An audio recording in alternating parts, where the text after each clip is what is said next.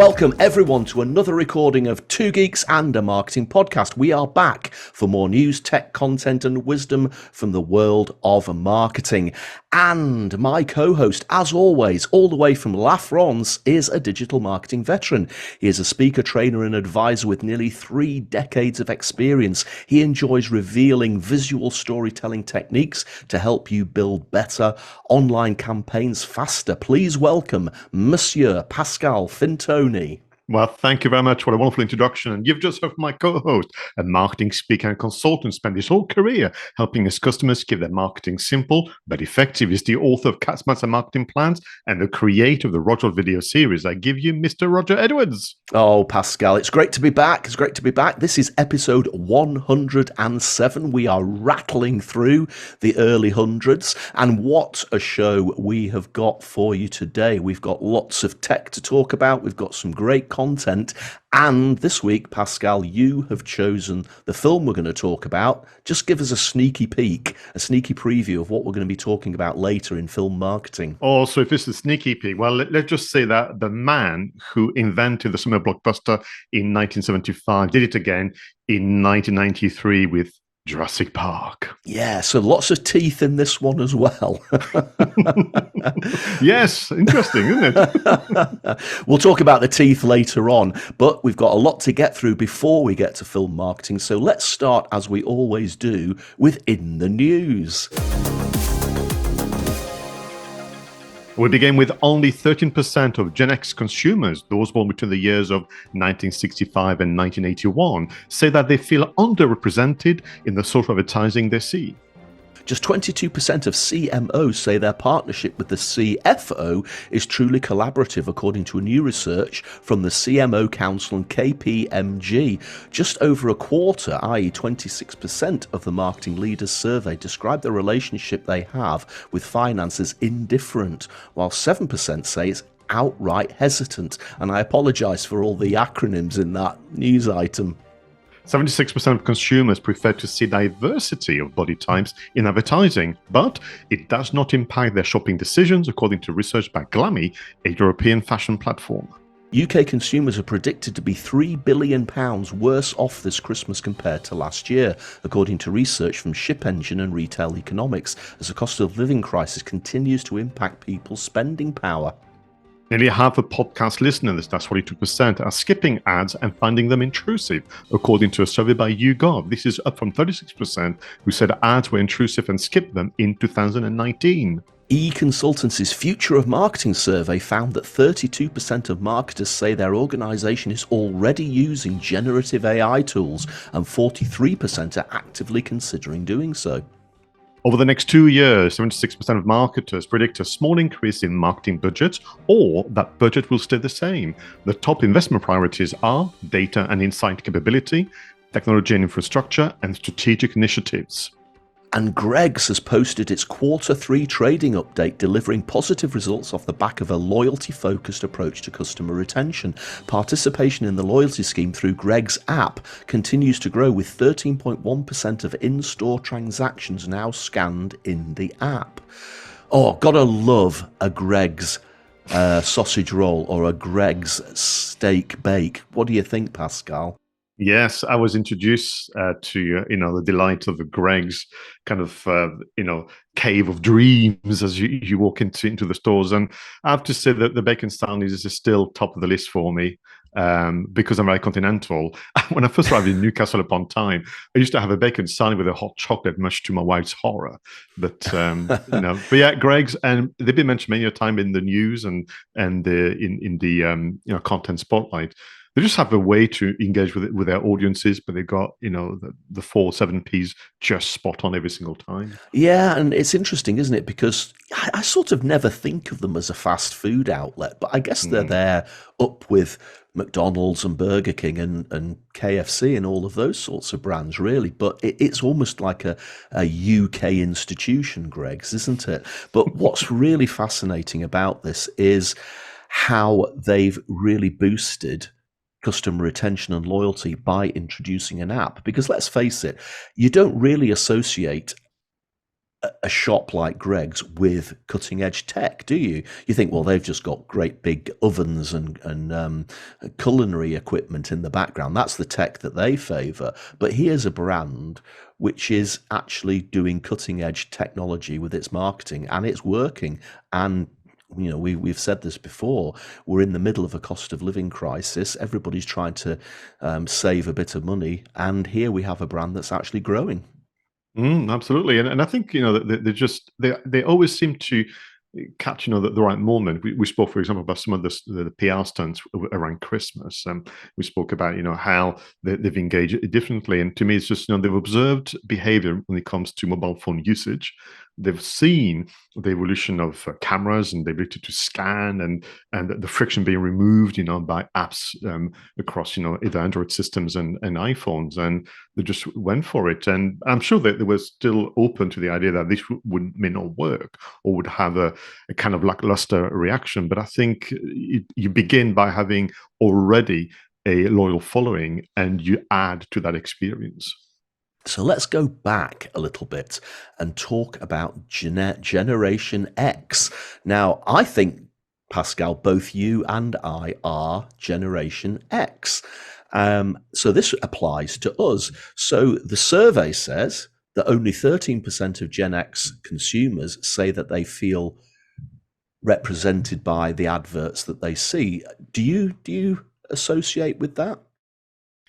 Yes, but what I will say is that I don't find the advertising on social media particularly well executed. It doesn't even come close to comparing to the quality of storytelling you get on TV, even online, on platforms and so on. So I think for me, it's back to people are just too much focused on social media. It would seem to me anyway on that kind of features angle as opposed to sometimes benefits, and then of course putting the audience right in the middle of it. So I would say the vast majority of social media advertising leave me just completely unfazed, because it's just not interesting whatsoever. And then I don't find that there is the complete absence of the audience element.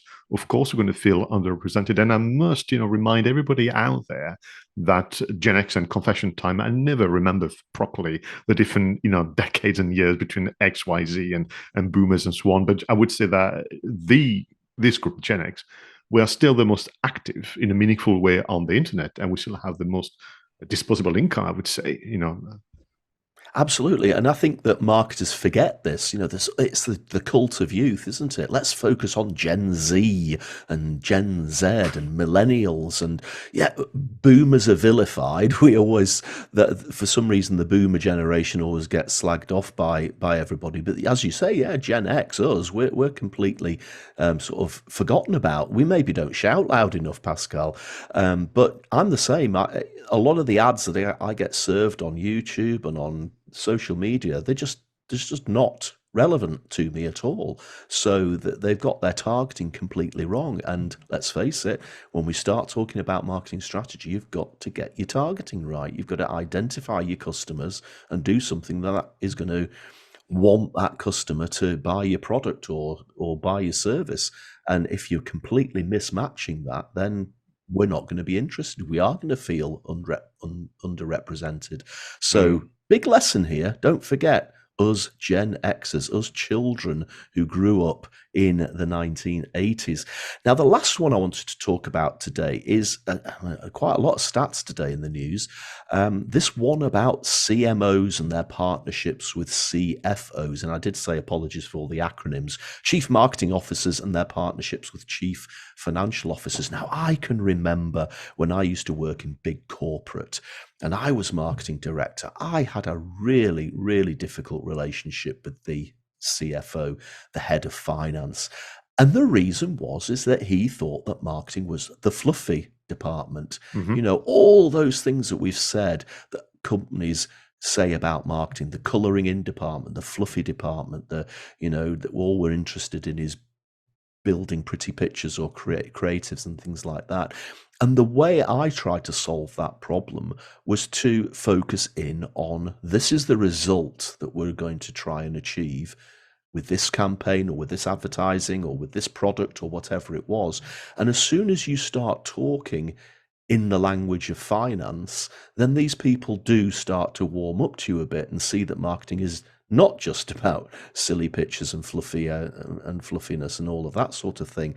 But what I would say is that it's a two-way street. And yes, as marketers, we do need to give them more financial information. But I think that they could also try and see it from the other side and try and understand, just as we should understand the finances, I think that they should also invest a bit of time trying to understand the creative side of things too. Yeah, I'm disappointed by this stats, as you can imagine, because I'm thinking, so does it mean, based on my own experience, starting my career in the 90s, that nothing much has moved on? It's just very disappointing. I'm also going to say that there is something in there about the CEO and all the senior managers, around the boardroom table to support, the key messages shared by the chief marketing officers and kind of, educate themselves, but also if it is obvious as you sit through those board meetings, and I've done our fair share, and you can tell that it's not working. There isn't essentially an understanding or common ground between marketing and sales and finance, then I think the CEO should take the lead and the others to sort this out, because it's only going to hinder progress one or the other. It's going to also, which is what we know is the case in our profession, people's going to leave. Saying, well, there's only so many times I can head my head against a brick wall. I'll move on to an organization where the culture is just more in line with what I want to do with my own time. Yeah, absolutely. Absolutely. So again, we've got to give the finance people results. We've got to show them where the money will come from. But I do say it's a two-way street. So lots of good stuff in there today, Pascal, and lots of stats. I hadn't realized when I put together all of those news items that it was a bit stat heavy this week, but interesting though to see. I think people are just focusing on data a lot more at the moment. I think your point about that there's obviously it's almost like a rug being pulled on both sides. The consumers are really, really being careful now. They have to. There's no, as far as I can see, really, there's no kind of short-term benefits yet coming down the horizon. People are thinking, well, would it get better in spring of next year? We don't know. We don't have the data. And then conversely, you've got the businesses who still need to exist and operate and do so, in a way that is obviously financially, able to do so, covering costs as well as the salaries and everything else. So to me, I heard obviously through the news that the UK government is sitting down and they're doing the same in France with big sectors, saying, what can we do? Because if you get to the point where consumers are so reluctant to spend money that they literally don't do that, I can imagine, back to what you were saying, people are going to say, do you know what, everyone, this Christmas, we're going to tighten the belt and we're just going to do something much simpler. That the impact on retailers and more. I mean, I can imagine, what is the name again of the big shopping centre you have near in Edinburgh? Oh, we have several. We have the 𝗘𝗲𝗄 Centre. We have the St James Quarter. There's quite a few. Yeah, to have Eldon Square in Newcastle, Metro Centre, and so on. You can just imagine, sadly, around the Christmas period for the aisles and the corridors and the store themselves to be quite light in kind of people going to buy something. Indeed. Okay, Pascal, great news items there. Shall we move on now to one of my favorite parts of the show? Let's talk about something specific, piece of content. It's time for Content Spotlights. In this part of the show, Pascal and I bring to the table an item of content. It could be a podcast, it could be an article, it could be a video. Pascal, what have you got for us this week? So I've got an article this week, and interestingly, it's almost like a follow-up to your news item on Greggs and loyalty, because there was an article written by Jason Ayton, who's a tech columnist at Inc.com. We've had the opportunity to mention him a few times, but it was a title about loyalty that really grabbed my attention. So here it is. After 91 years, Lego rolled out something its most loyal fans can appreciate. It's a stroke of genius. Now, I'm thinking, okay, Lego as a brand, in terms of marketing lessons, we like a lot, you and I. It's about the loyal fans. I'm thinking, well, it's interesting because in some circles, people are saying Lego doesn't have to do a great deal of effort. People love the product. Interestingly, I was visiting my sister in Bordeaux recently, and I saw my nephews playing with Lego, and some of the Lego bricks were mine from when I was a child. It's just absolutely, riveting to see that. It's delightful. But the article, Jace, was around the launch or the relaunch of the Lego VIP loyalty program or reward scheme. And there was two major changes that Jason wanted us to pay attention to as a lesson to take away, but also within the context of what he's saying is, lately, these aren't Jason's words, it seems as though a lot of companies are making their loyalty programs a little less rewarding. And not wishing to invite you for another rant, but the airline industry is mentioned in that article as well about the way in which people are saying, well, let's cut a few things off the loyalty program, let's get something back, as opposed to actually being rewarding. So number one change for the Lego VIP reward scheme, they've changed the name to Lego Insiders. Now, it may be like, well, so you change the word, big deal. But actually, the power of word, the power of actually making somebody feel part of something exclusive is very, very important. And for me, the lesson I'm going to go straight into, if you don't mind, Roger, it's this idea of everyone, today, look at what you're doing with the social media, email marketing, loyalty programs, you may have one, whatever you're doing, and think about the naming. And is it time for a rethink? Because language moves on with time, but also is it achieving what you want it to be, which is to feel very, very special? And you could argue Lego VIP was indeed that, very important, but Lego Insiders. And what Jason's saying is that it changes everything to the emotional element reaction to the term, but also how it feels to be part of that program. Very cleverly as well, in terms of Lego Insiders, it matches also a consolidation of all the different websites. So I'm not obviously part of the Lego VIP scheme, but they seem to have had many websites dotted around where you could do different things. Like they had the Lego IDs website, they had the Lego Live website, they had so many websites. So now Lego Insiders is one central portal. But the other thing they've done, which is also very, very important, so one of the big advantage of being part of the what used to be called Lego VIP, now Lego Insiders, is that when you bought a box of Lego bricks, you could scan the QR code, and eventually all those points allowed you to take it to the store or online to buy more bricks at the discounted things. And what Lego have said is, listen, no matter when you join Lego Insiders, you can go as far back in time as you want and scan things you've bought before you became a member. So the QR code were introduced in 2019. They exist on boxes, they exist on instruction manual, they exist everywhere. And literally, if you join today, in 2023, you could, if you've kept the boxes and then did gather around with your friends and family and neighbors, you could scan the codes and it will count. There is no kind of conditions to becoming part of the Lego Insiders. And Jason's saying that is a stroke of genius. No friction, no conditions, no ifs and buts, which you and I've seen before. I can tell the story in a moment about when I went to a outdoor shop and the conditions before I could even benefit from anything. So in conclusion, and I would invite people to read the article and find out a bit more about Lego Insiders, Jason says that simple is almost always better. Yes. It's a simple change of words and the simple kind of, let's not put barriers to entry. Let people scan the QR code. A rewards program should feel, and that's the term feel, not be, feel rewarding.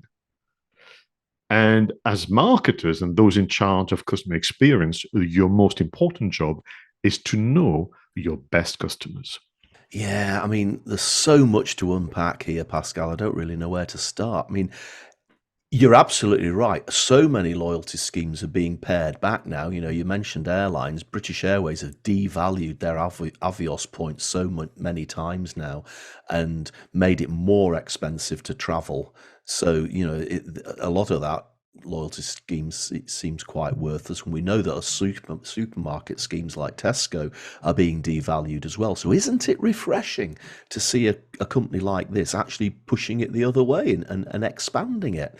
Again, yes, we are living in difficult times cost-wise and this, that and the other, but shouldn't you be trying to delight your customers at the moment rather than annoy them? I mean, this morning I got an insurance renewal for my home contents insurance from 𝗧𝗵𝗶, and they want me to pay an extra £15 a month because I haven't moved house, I haven't painted the house in gold paint, and I haven't bought Trisha a load of diamond necklaces, and they want £15 a month more on top of what we were already paying. So 𝗧𝗵𝗶 is 𝗧𝗵𝗲 very, very unhappy. And there are so many brands these days seemingly either devaluing loyalty schemes or increasing the prices sneakily, and ultimately it just turns customers off. Stop doing it. Lego is a great brand, though. I mean, they've always try hard. There's a Lego shop in the aforementioned St James's Centre, which we were talking about before, and there's this Lego set of the Titanic, and it must have about 70 million pieces in it. And literally each of the cabins is there made out of Lego inside, and you can take the top off and look inside at the engines and stuff like this. It's absolutely remarkable. I've never really had the patience for Lego, but Andrew, my son, has always been really into it. So absolute thumbs up to Lego for doing this, Pascal. And back to, these were very simple, easy decision to make. Yeah. The other way would have been causing friction and disappointment, saying, no, I'm sorry, you can't scan your QR code on, after, for anything you've bought before you join the program. It's just would have been a PR disaster. But I don't think that was a motivation. They just generally want to be generous and feel that's the right thing to do for their customers. And very, very briefly, with the outdoor companies, I was buying a new set of kit. I had everything, Roger, the shoes, the jacket, everything. And everywhere around the store, there was the promotion for the loyalty scheme. So I went then to the cashier, said, can I join the loyalty scheme? And then I pay, so, you have to buy something before you can join the scheme. And I keep it very short. But anyway, went ahead, bought the stuff. I was already disappointed. And then days later, I received an email with discount vouchers about things I already bought. Oh, for goodness sake. Yeah, not good, not good. What about your selection then for the content spotlights, Roger? Okay, well, as you know, Pascal, I'm a big music fan, and sometimes I do bring to the table music-orientated content spotlights. And this one really caught my attention. It's just absolutely unbelievable. Now, Las Vegas, I have to say, is not the sort of place that I actually fancy going to. I've always thought it just looks a bit artificial, a bit sort of tacky, and a bit sort of plasticky. However, one of the things that everybody recognizes about Las Vegas, in addition to obviously all the gambling and all the casinos, is that they often have these musical residences. And I think obviously one of the most famous musical residences in Las Vegas was Elvis Presley.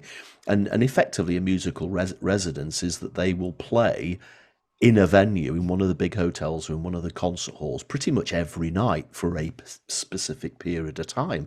And that period of time could be a couple of weeks, it could be a couple of months, or in Elvis's case, it was even longer than that. And huge bands and big star names that, you would know, Shania Twain and all of that sort of thing, have played residencies in Las Vegas. Now, earlier in the year, I remember seeing a news article and almost dismissing it that U2 were going to be doing this residency in Las Vegas. Now, obviously, U2 have been around for a long time. I think their first album was released in the early 80s. I think it was 1980, actually, that Boy came out.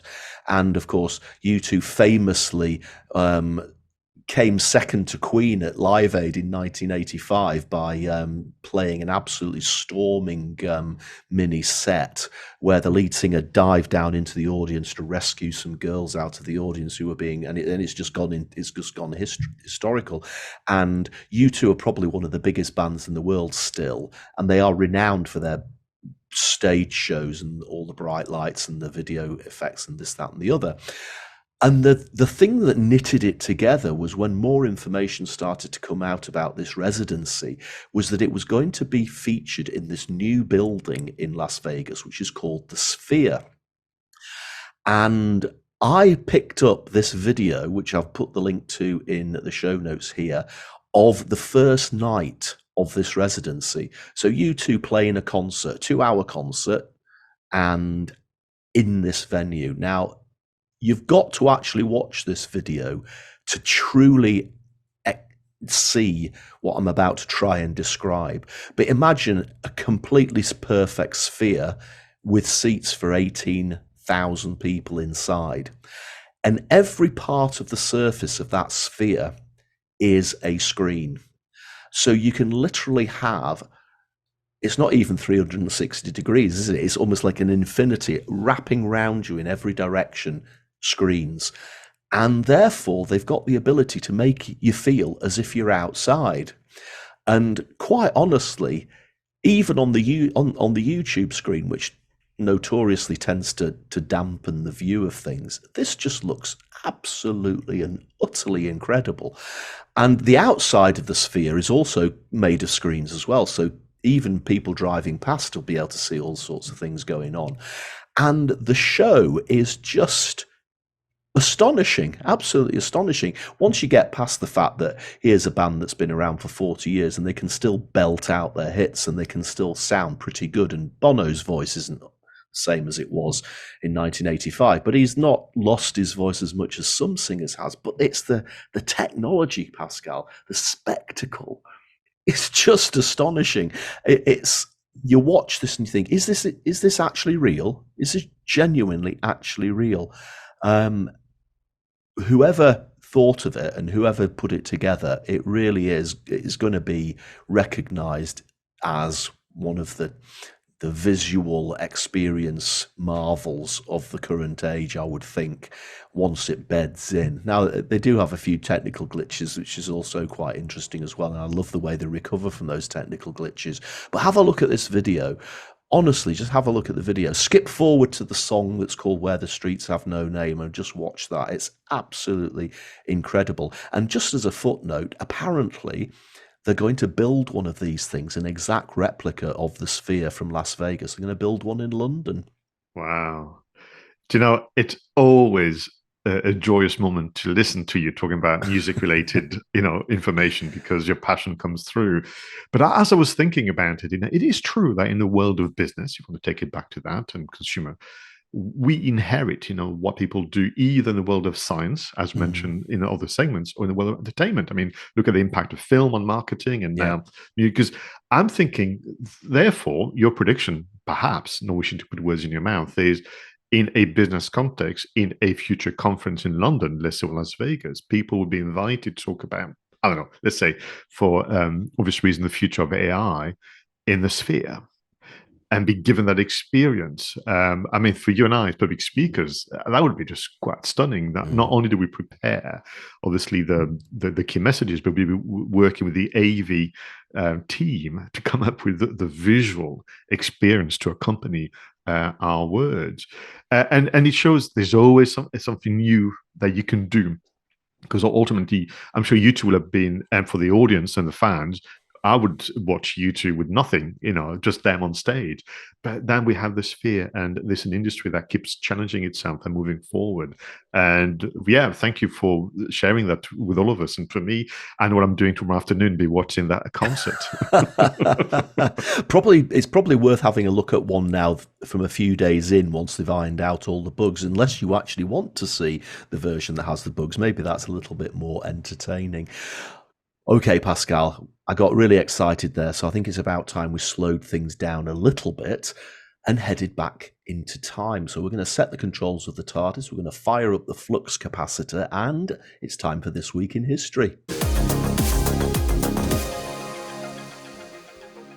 And in 1958, the newly formed National Aeronautics and Space Administration, NASA, launches its first spacecraft, Pioneer 1. Originally intended to fly to the moon, it fell back to the Earth after a 43-hour flight. In 1975, Bruce Springsteen scores his first pop hit with Born to Run. And you know what? In 2023, he's still playing 3-hour concerts live, probably soon in the Sphere in Las Vegas. Oh, that would be amazing, wouldn't it? In 1999, NVIDIA made its presence known in the video and car market with the release of the GeForce 256 GPU graphics processing unit. It is considered to be the first GPU in the world and provided full support for the infamous DirectX 7. It also featured a whopping 32 megabytes of double data rate memory. My goodness. In 2003, Kill Bill Volume 1, directed by Quentin Tarantino and starring Uma Thurman as the bride, is released in 3,102 US theatres and grossed $22 million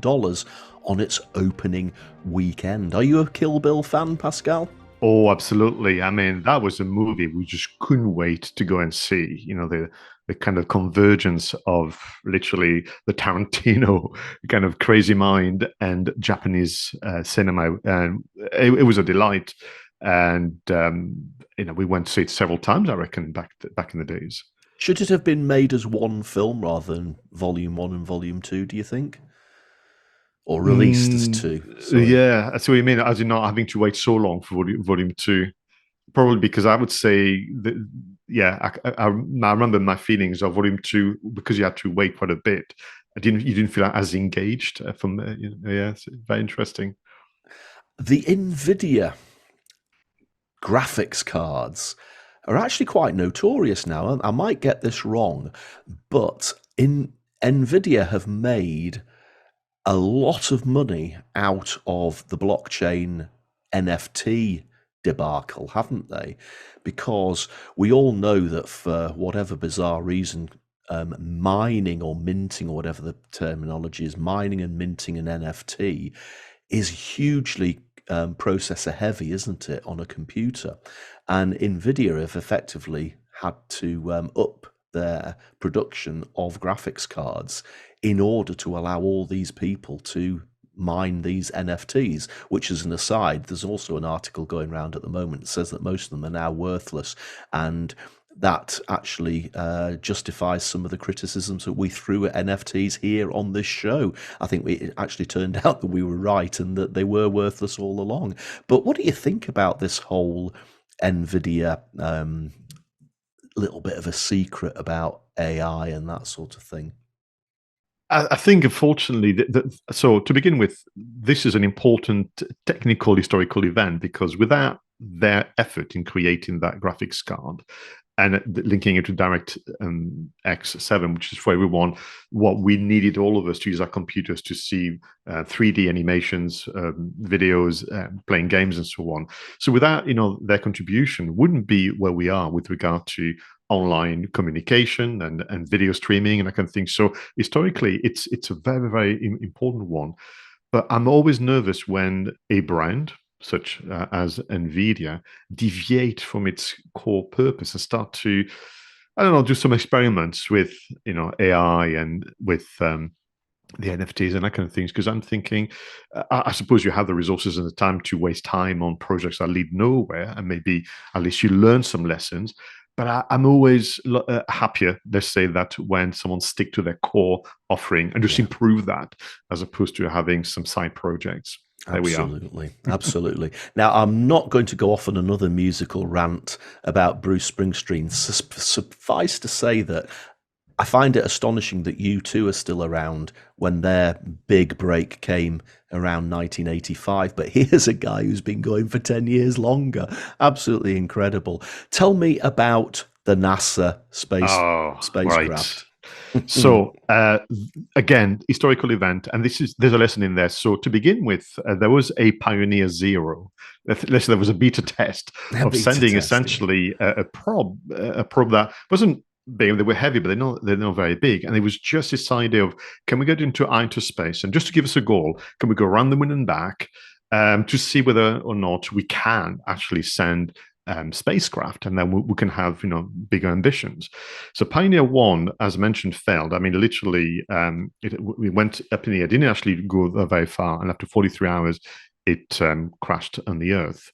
Pioneer 2 failed. Pioneer 3 failed. 4, 5, literally, you had to wait till, if my numbers calculation are correct, Pioneer 9 for a mission to have been successful, which was to literally go to the moon, take a few pictures, and back again. And that took you to the mid-60s. And to me, there's a lesson in there around, wow, don't give up too early. Because if they'd given up after Pioneer 1, 2, or 3, or 4, 5, 6, 7, there would be no space exploration. There would be no SpaceX, I'm guessing, although people could have tried it a bit later.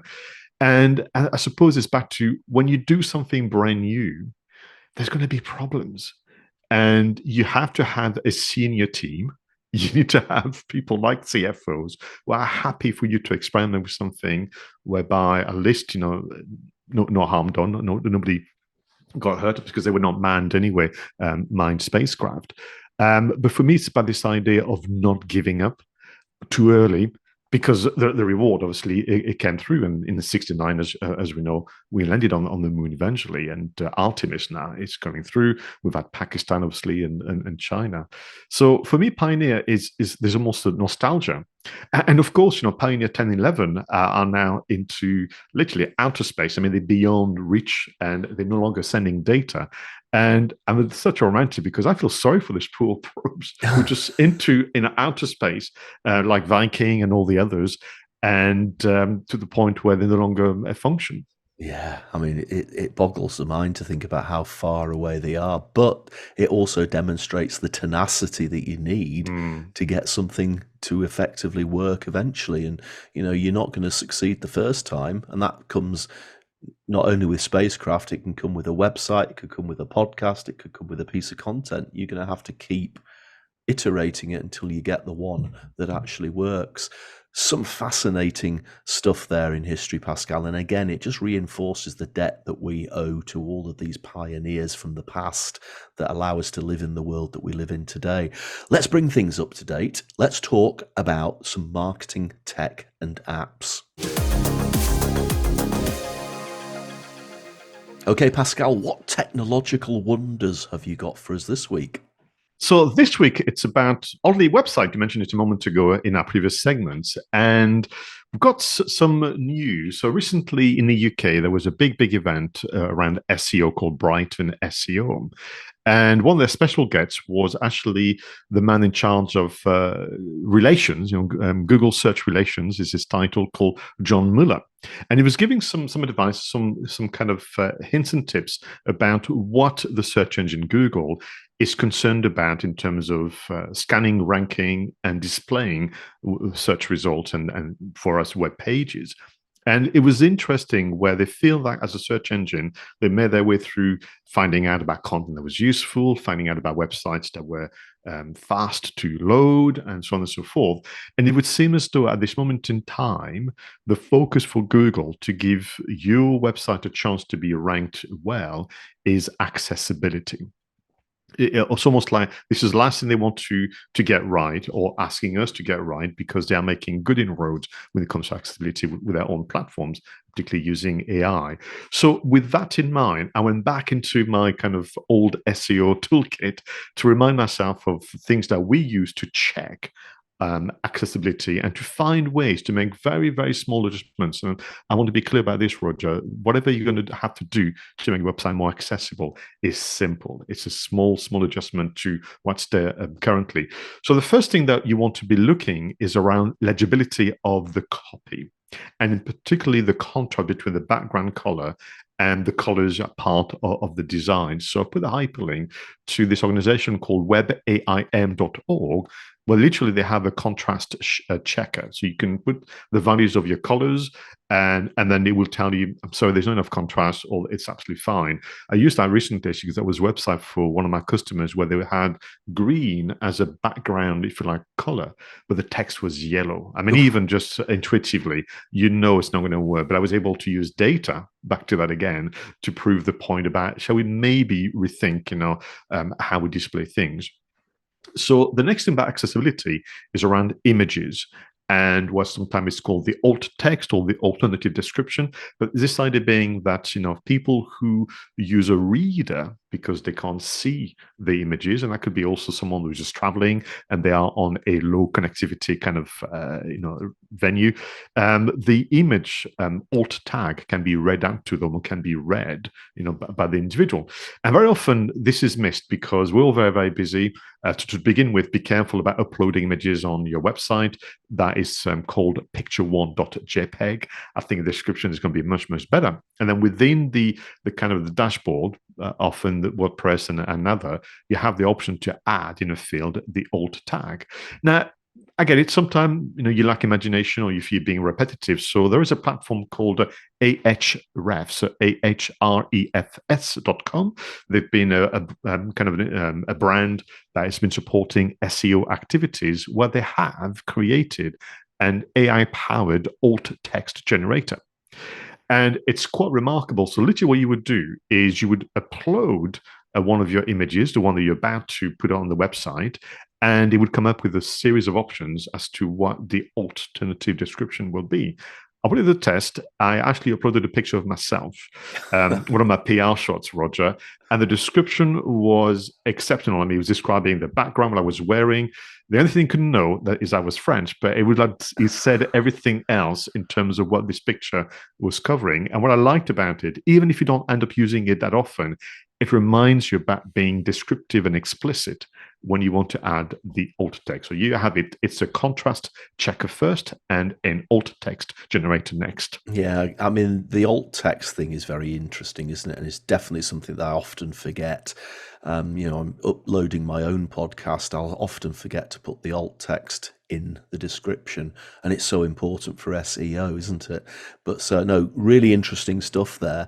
Now, actually, my selections this week are generative as well. Now, interesting that we were saying earlier that as Gen X people, we don't feel that adverts are targeted at us very well. I have to say that I found these things this week by being targeted by an advert, and very unusual for me. I did respond to the advert. I got an advert in my Instagram feed from this company called 𝗧𝗵𝗲. And effectively, it's a promotional website for people with YouTube channels, and that's probably why they targeted me.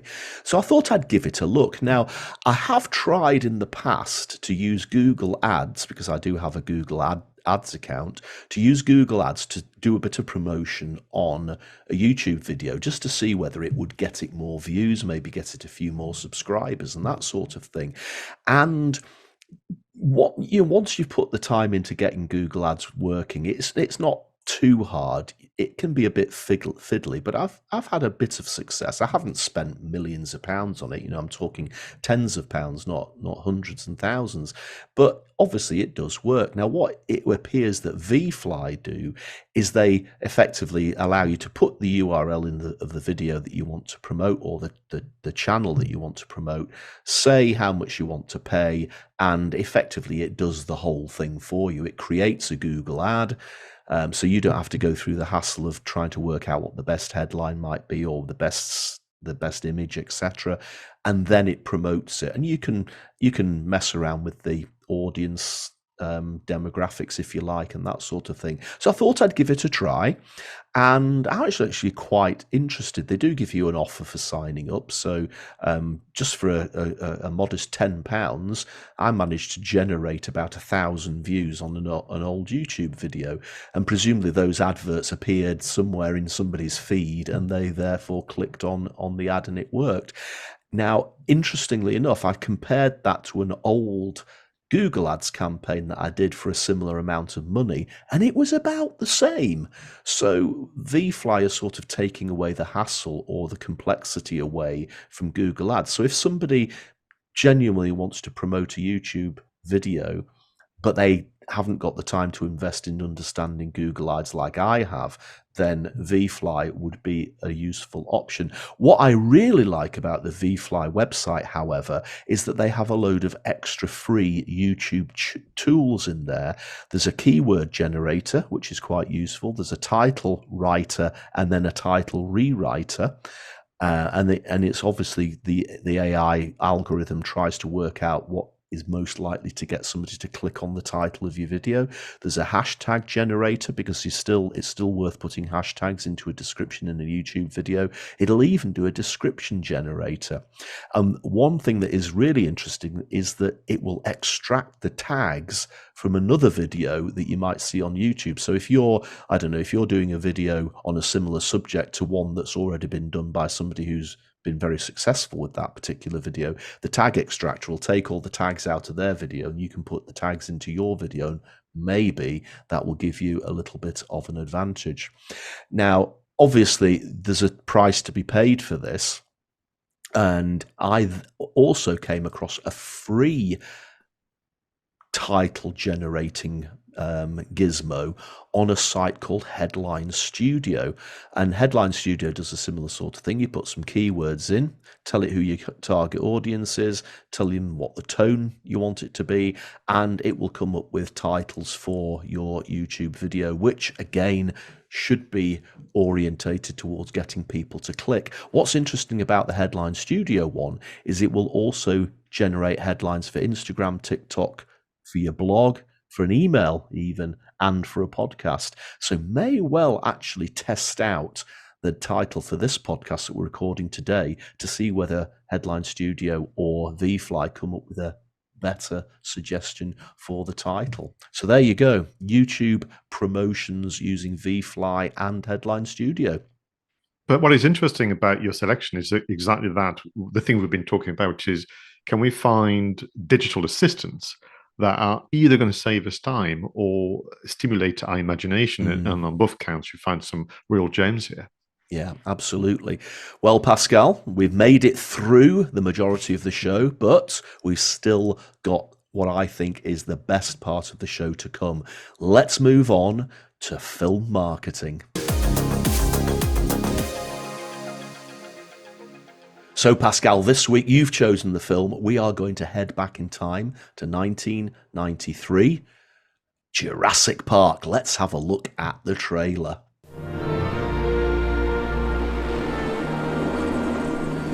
There it is. Welcome to Jurassic Park. We've made living biological attractions so astounding that they'll capture the imagination of the entire planet. The most phenomenal discovery of our time How'd you do this? becomes the greatest adventure of all time. Can I touch it? Sure. Universal Pictures presents You feel that? Hold on to your butts. a Steven Spielberg film. Senses a feeling all over the park. Yeah, that's nice. Gotta go. An adventure I can't get Jurassic Park back online. 65 million years in the making. Jurassic Park.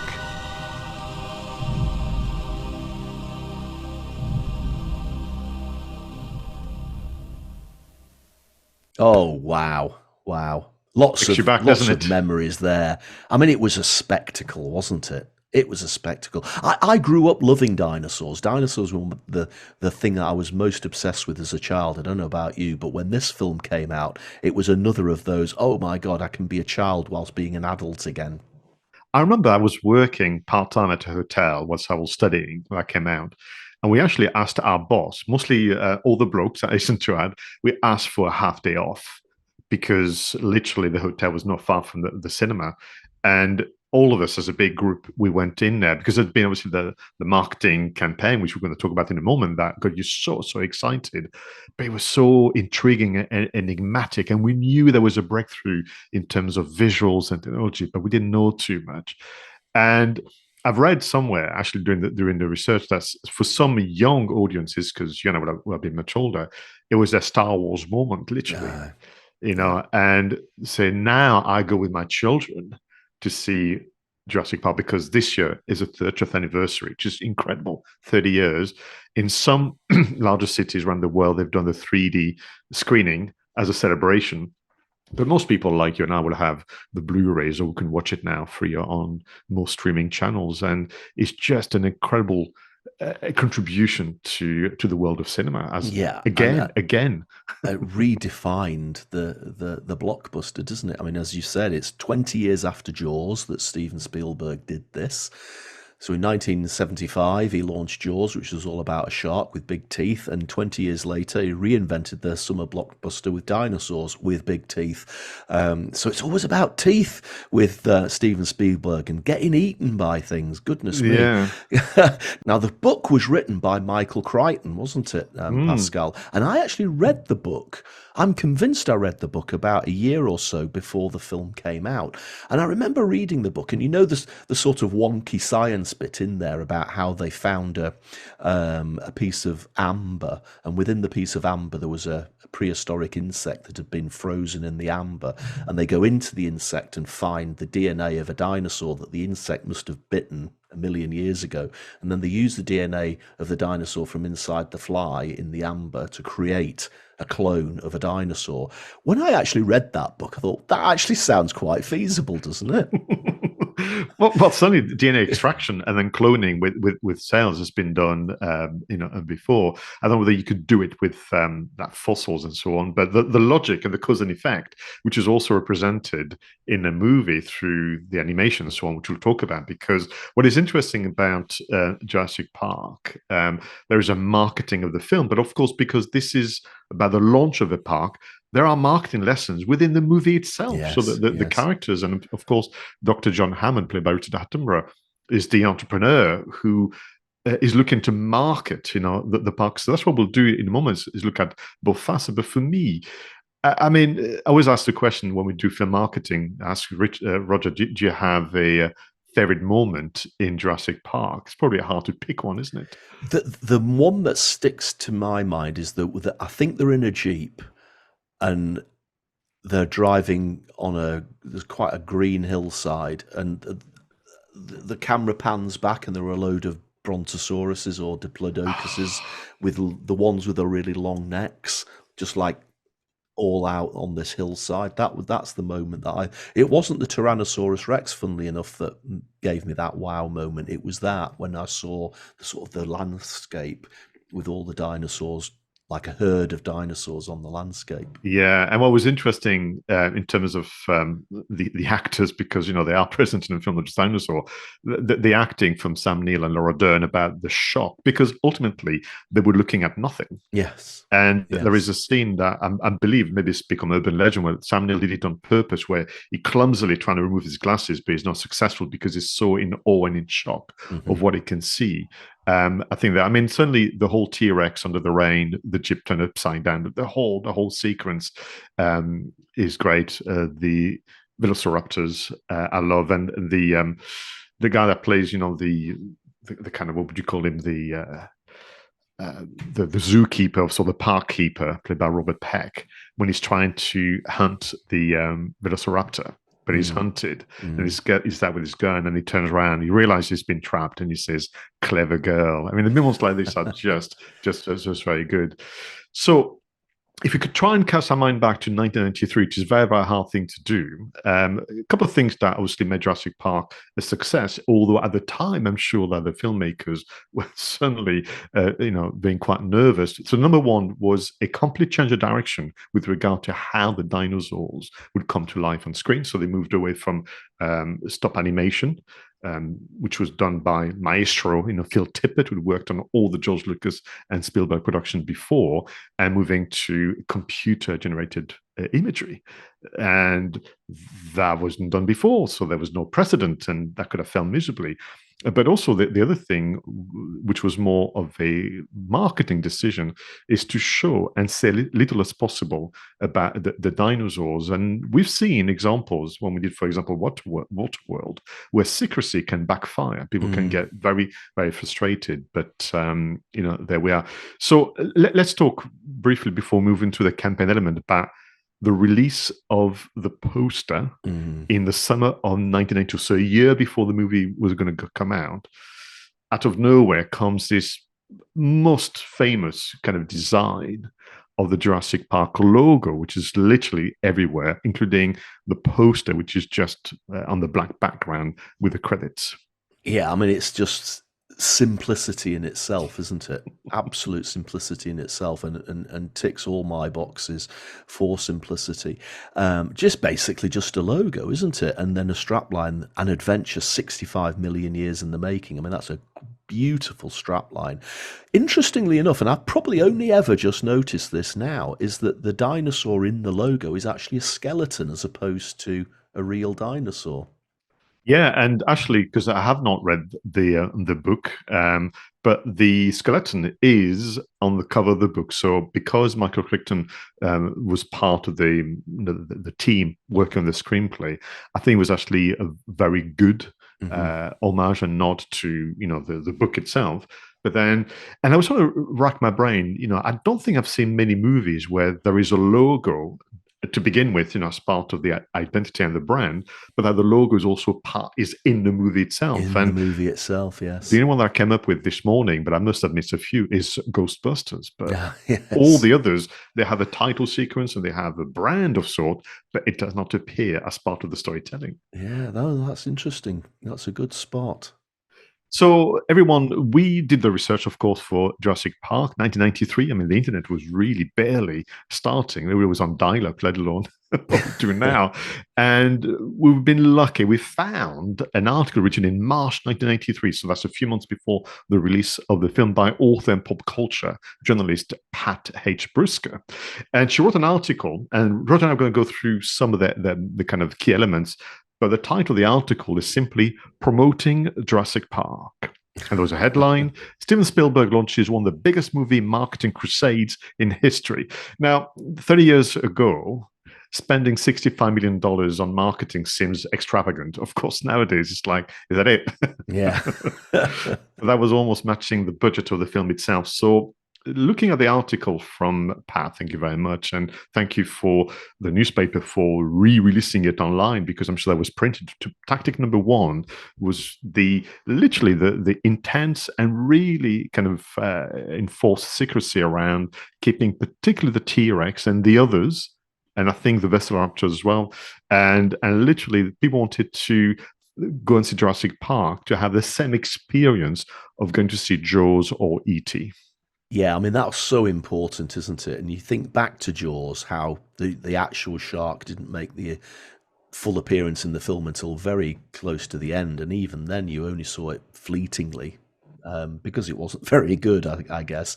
So they kept all of that tension going by just using glimpses and music. What was also interesting is the tactics around promotions. There was about 100 companies involved in this film, involving 1,000 or so different products. And it says in the article here, from sleeping bags to fanny packs. And of course, we know that fanny packs are what Americans call bum bags, those things you put around your waist and put your money in. There was video games, including ones by Sega and Ocean Software. There was a toy line distributed by Hasbro, and McDonald's dino-sized meals. And I guess the whole thing was a trinity of promotional merchandising. That's what they called it, the trinity of promotional merchandising, effectively toys, fast food, and video games. And again, if you take it back 30 years later, in a way, nothing has changed much. I mean, people are now using Fortnite as a means to promote movies.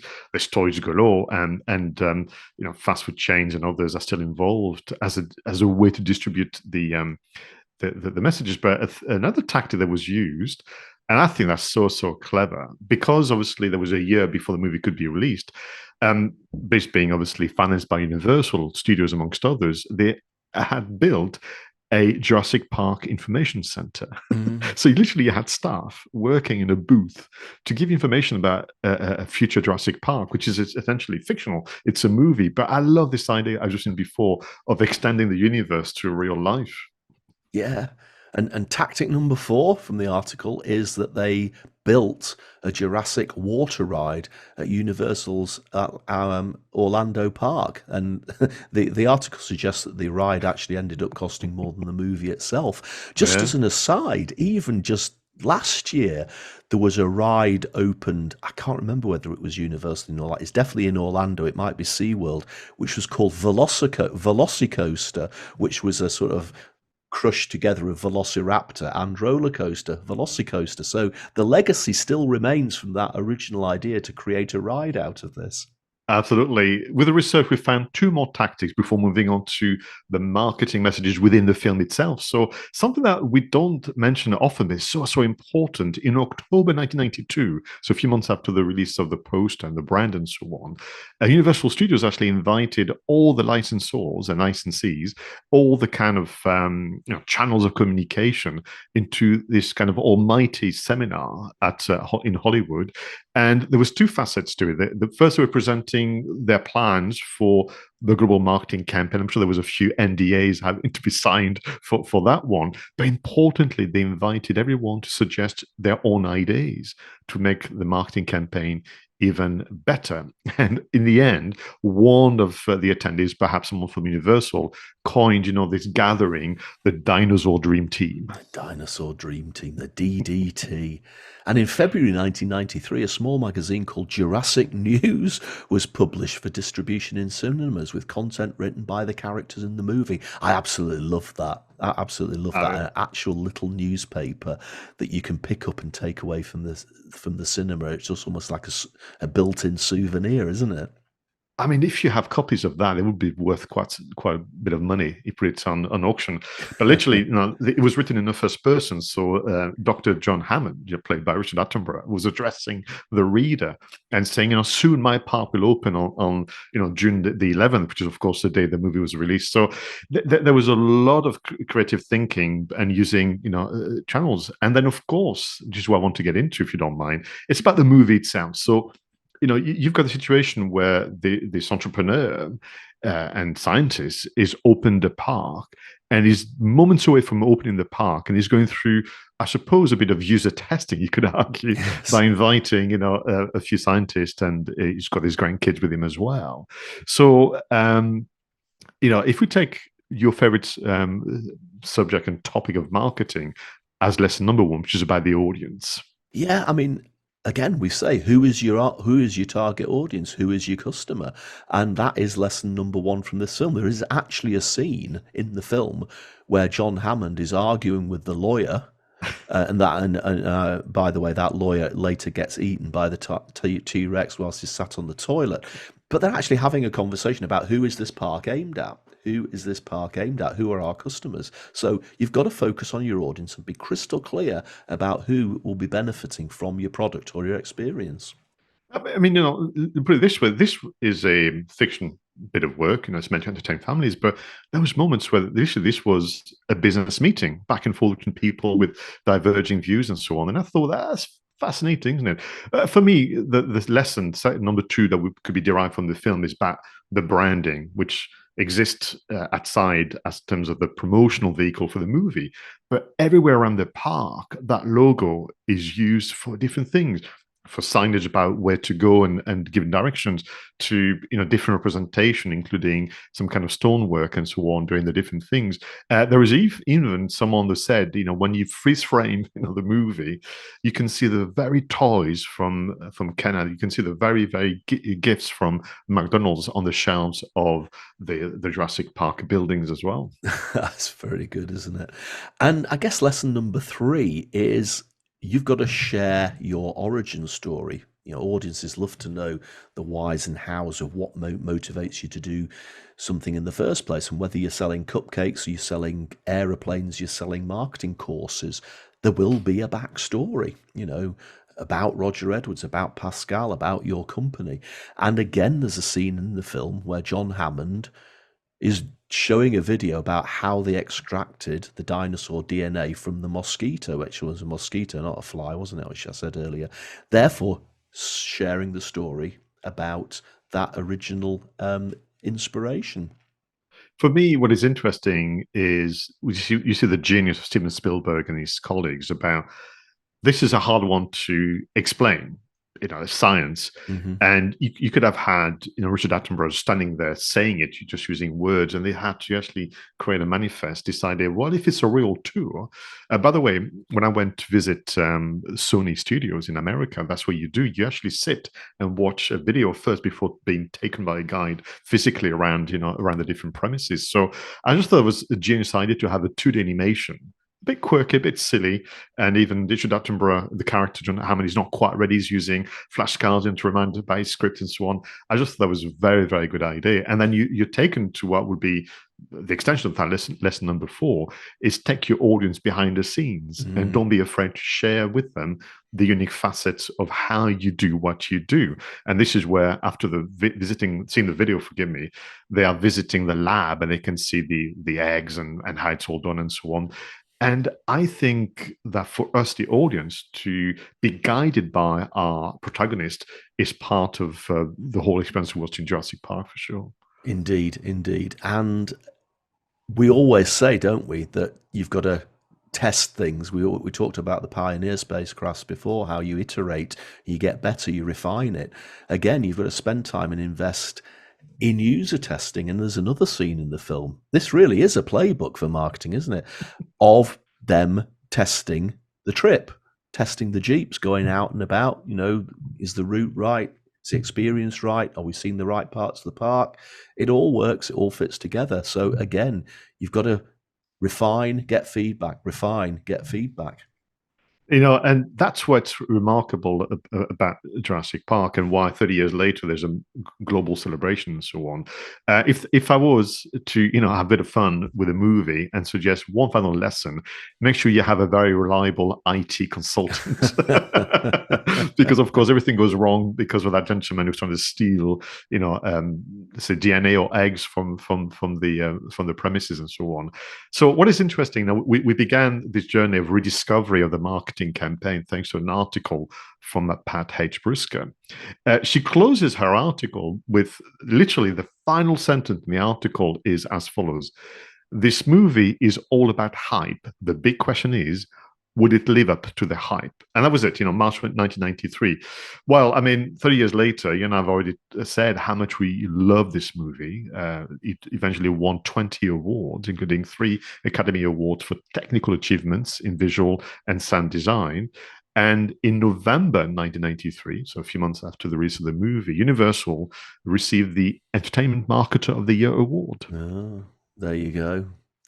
I mean, it was phenomenal, and it spawned, I don't even know, at least 5 sequels. Is it 5 or is it 6? 5, yeah, now? I would say, yeah. 5. So absolutely incredible. Pascal, that was a really, really interesting sort of double whammy. Love talking about the actual marketing of Jurassic Park, but also the lessons from how they marketed the park within the film. It's almost like a marketing lesson within film marketing, within the film itself. Fantastic. Thank you so much for doing the research for this week and for Jurassic Park. It's been a really action-packed show today. I've really enjoyed all the content we've talked about. Everyone, thank you so much for watching or listening to Two Geeks and a Marketing Podcast. Please do subscribe or give us your comments and suggestions in the usual places. If there's a film you want us to review, let us know. If there's a piece of content you want us to talk about, let us know. Even if there's a news item that you think we've missed, let us know. Until next time, go out there and make sure that your marketing is done right. I was Roger Edwards and he was Pascal Fintoni.